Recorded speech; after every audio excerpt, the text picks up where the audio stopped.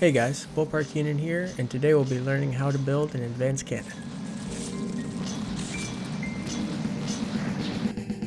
First off, we'll place the advanced firing piece and attach a barrel mantlet to it.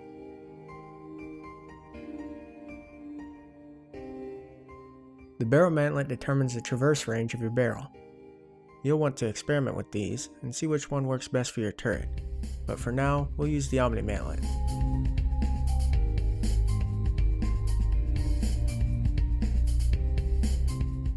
Next, we'll place the barrels.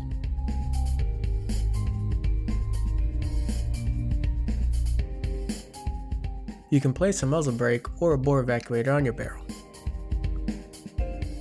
The muzzle brake reduces recoil at the cost of a slight reduction in shell speed. The bore evacuator gives a small reduction to the barrel cooldown, but creates a weak point because of its lower health. So to counter this, simply place it on the end of your barrel, so if it gets destroyed, it doesn't take the rest of the barrel pieces in front of it with it.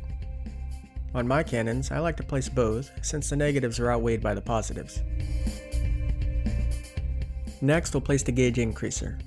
The gauge increaser increases the size of your barrel, which also increases the size of shells your cannon can fire. Keep in mind that gauge increasers can only connect to the back of your firing piece. The max barrel size is 500mm, which requires 8 gauge increasers, so adding more than 8 won't have any effect on the barrel gauge. You can use the gauge splitter to move the connections left and right or up and down if you don't want the gauge increasers or cooling units in a straight line behind your firing piece. I'll just place 3 gauge increasers. Keep in mind that the bigger the gauge of the barrel, the heavier it will be. Larger cannons can weigh down small ships and cause them to tip over. Once we place the gauge increaser, we'll place the gauge cooling unit. These will help reduce the cooldown time on your barrel. I'll add 4 now, and add more once we fire our cannon and see how fast the cooldown is. Once we've done that, we'll place the ammo controller. The ammo controller lets us design shells for our cannon. You can pretty much place these anywhere on the vehicle you want, including your turret. I usually place these on the inside of my ship, near the ammo or an armored area, so they're protected. Next, we'll connect 3 ammo customizers to the back of the ammo controller. We'll be able to place more later after we find out what size autoloaders we need for our cannon. To do this, select the ammo customizer, select the bottommost part under current parts, then under selectable parts, scroll down and double click the AP capped head. I'm just using this as a quick example. Once we're done, you can customize the shell to whatever you want. The shell stats have a lot of useful information, but for now we'll use the shell diameter slider to see how big of a shell rack we'll need for our cannon. You'll notice that we can only control one of the tick marks on the slider. The one that we can't control marks our cannon's gauge. My barrel's gauge is 236mm, so the tick mark is on 236mm. So for the shell I have right now, I need a 2-meter shell rack. Next, we'll place the autoloaders. These load ammo into your cannon and can be connected to gauge increasers, gauge cooling units, and to the 6-way connector. Since I need a 2-meter shell rack, I'll need a 2-meter auto loader.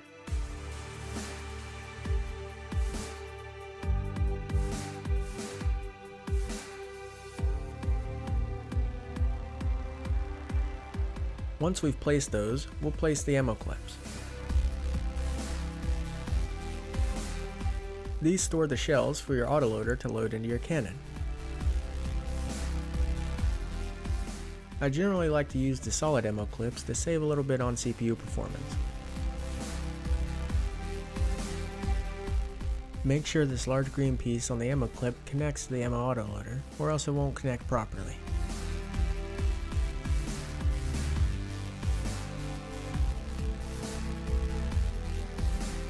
After that, we'll place the ammo input feed.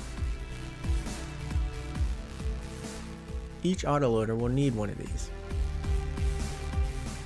This can be connected to either end of the autoloader, or to one of the ammo clips connected to the autoloader. The more ammo input feeders you have connected to an autoloader, the faster the shells will be loaded into its ammo clips. Once all the autoloaders have an ammo input feeder, select one of the ammo input feeders. Under Ammo Controllers, you'll see the shell we made earlier. Select it and then select Force Assign All Intakes to this ammo source.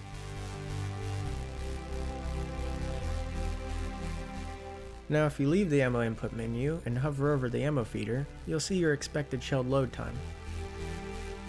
If your timer is reaching the expected load time and no shells are being loaded, make sure you have enough ammo in your vehicle and make sure the shell is small enough to fit into the loader. Once that's finished, congratulations, your cannon's done and you should be able to fire it. After you fired it, you can see your cannon's cooldown time and add more gauge cooling units if you'd like.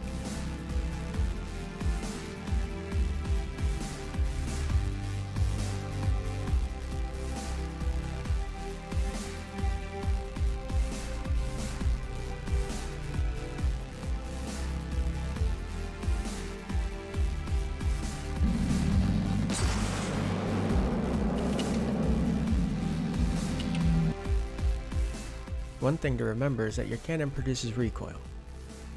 If you notice that every time you fire your cannon, your ship moves, you can add some hydraulic recoil absorbers to help reduce the recoil of your cannon and stop this. These connect to the gauge increasers and the gauge cooling units.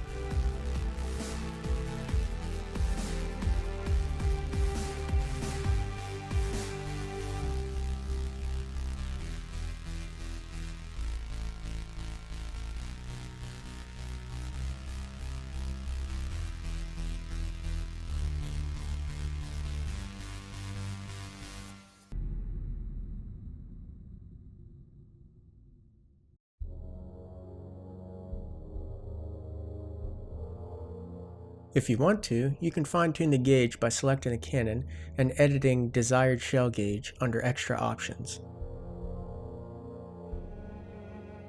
Here you can also change the number of barrels on your cannon.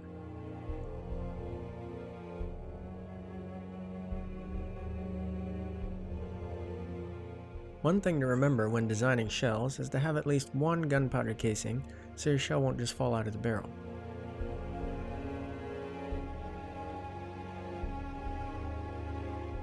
If you want to build a turret, select New Blocks, then select 2-axis turret, and then we'll place the 1-axis turret.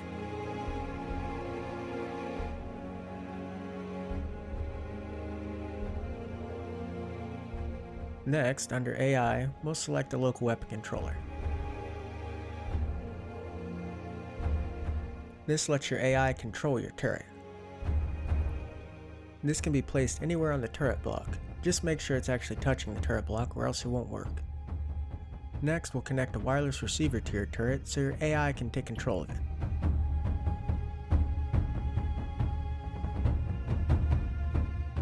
Then, if you want to, you can place a failsafe. A failsafe prevents your turret from shooting your ship.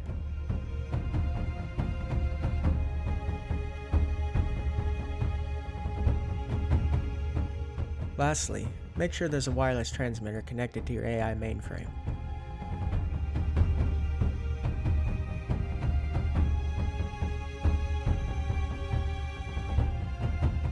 I hope this has given you a better idea of how advanced cannons work in From the Depths.